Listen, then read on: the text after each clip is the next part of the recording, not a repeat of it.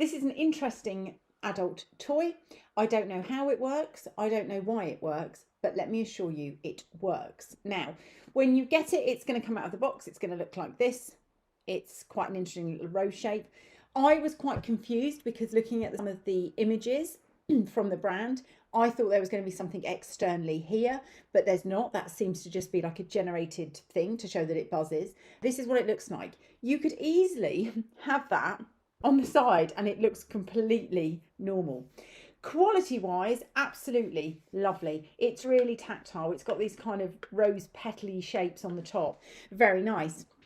There are some downsides, and I'm going to talk to you about that in a second, but let's just talk about the good stuff.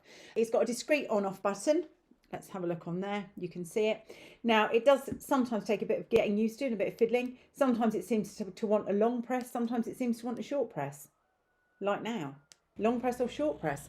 So, when you get it, my first reaction was to run it up and down my arm. And I thought, oh, decidedly average. You can make it go a bit speedy. You can see that that's lit up now. So if you light it up a bit more on your arm, you can definitely feel it. But it didn't feel like anything special. It really didn't. And then I used it in other places and it definitely feels special. Let me tell you. It does what it says it's going to do. I was very much impressed. I mean, actually massaging your arm with it is quite pleasant. In terms of how that's working, it's got a kind of suction on it. So let me see if I can find you something to suck it with. I've got a piece of tissue here. I don't know if this is going to work. You see, and this is the interesting thing. So it's not sucking overly on that tissue, but it does suck on other things. I don't know how it works, but ladies, it works really well. So in terms of the item itself, there are some downsides. One of them being, you're never too sure quite how to turn it off or turn it on. I can live with that for what you get out of it. That's a downside, but the biggest downside for me, and I know why it's the downside, is it comes with its own charger, and this ensures that it is able to get wet. It hasn't got one of those USB ports. It's got its own charger, which means that can get wet, which means you can use it in the shower or in the bath.